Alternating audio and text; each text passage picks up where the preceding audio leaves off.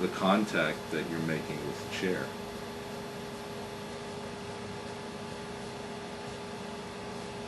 How are your feet resting on the floor or whatever surface that they're resting on? Can you allow your support, or how do you allow the support to support you? Is there any extra tension that you feel somewhere that you're able to let go of? What do you notice about your breathing? What movements in your chest or elsewhere can you feel in relation to your breathing? And basically what those sessions consisted of was various experiments that you did with other people sometimes, or sometimes you were just doing it individually, and the teacher, Charlotte, would be directing you by asking questions like that. And after 2 weeks of that, I came home to Pittsburgh. I was just ready to start physical therapy school.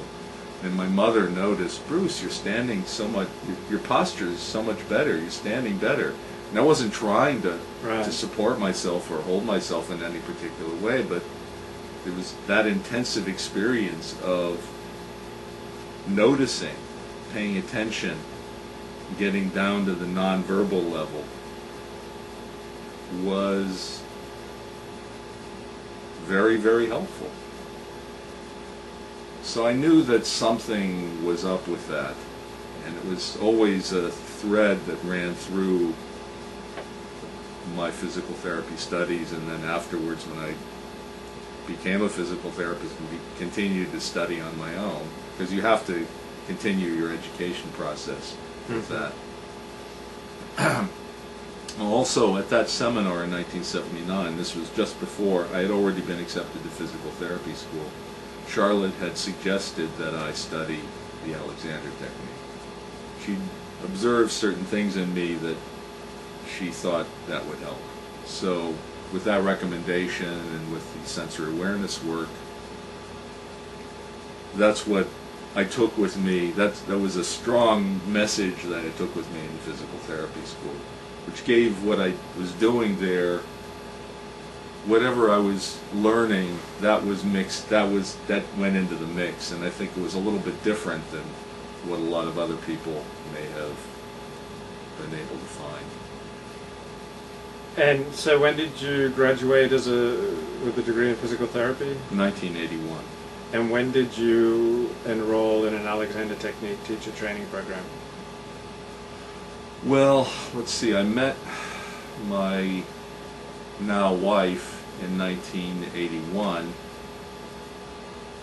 at another general semantics seminar that summer after I graduated. A lot of people meet their spouses at general semantics seminars. They're just hotbeds of hooking up. Well, they used to. There aren't any general semantics seminars anymore, seminar workshops. They haven't been in quite a while from the Institute anyhow. But I met her there, and then we began to see each other. People Express was an airline at that time where you could get cheap flights, very cheap flights between Pittsburgh and New York. So I ended up commuting, going back and forth quite a bit to New York City, where she lived at that point, in Manhattan. And I think during one of my visits, I had my first Alexander Technique lesson with Jane Bogle. And then when I moved in 1982, in October, I moved to New York City and to live with Susan.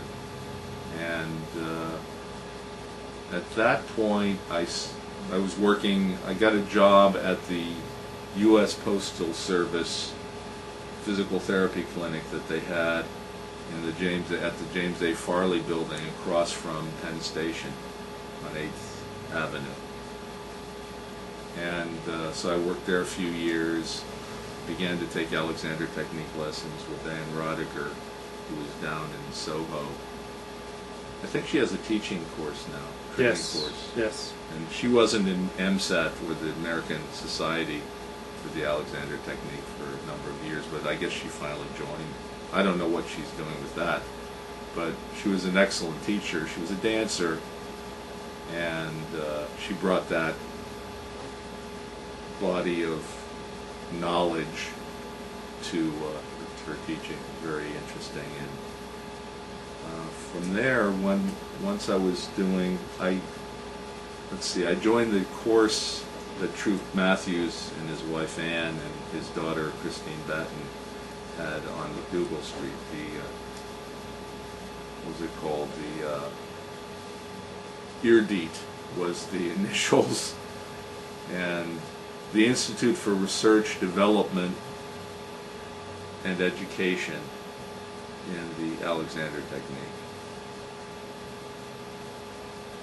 And began the course there in 1986 and graduated in 1989. And during that period I was doing home care in Manhattan with the visiting nurse service.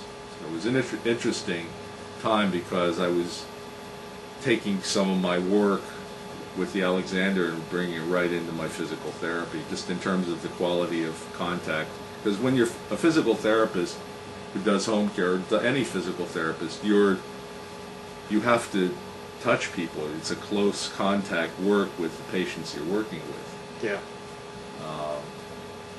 And there was a quality of contact and a quality of touch which you, as a developing teacher, you begin to become aware of, that you don't need a lot of force to convey something to another person. Even when you're doing some kind of a kind of more mechanical type of manipulation of a person's limbs, or if you're doing some kind of spinal manipulation type work, which physical therapists do, the amount of force that's actually necessary for that is usually a lot less than many people think. What's the difference between spinal manipulation by a physical therapist and spinal manipulation by a chiropractor? I think it depends on the individuals to a great degree, but in terms of the traditions that they come from, and the ways they have the reasons that they're doing it and how they do it, sometimes it looks very similar, but they're done for various reasons. And now it used to be that the chiropractors, and to a certain extent many of them still do, have basically an alternative medical system. The chiropractors that I know and have had more contact with are chiropractors who reject the traditional chiropractic model. Yeah. Of the water through the hose.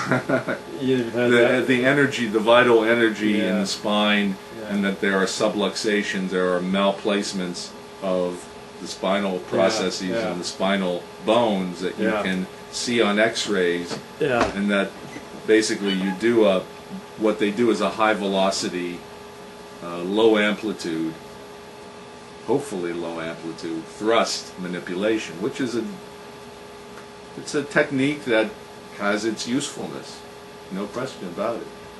And I think the traditional chiropractic philosophy, in my viewpoint anyhow,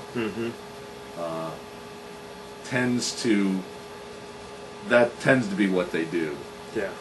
And many chiropractors over the years, even from the late 70s, when I started having some interaction with chiropractors, were starting to get dissatisfied with that old philosophy and wanted to get what they were doing on a more sound and solid scientific basis. So the physical therapists have always been focused more on physical therapy. Came out of the modern profession anyhow, came out of the tradition of working with the war wounded in World War I and rehabilitation. And So was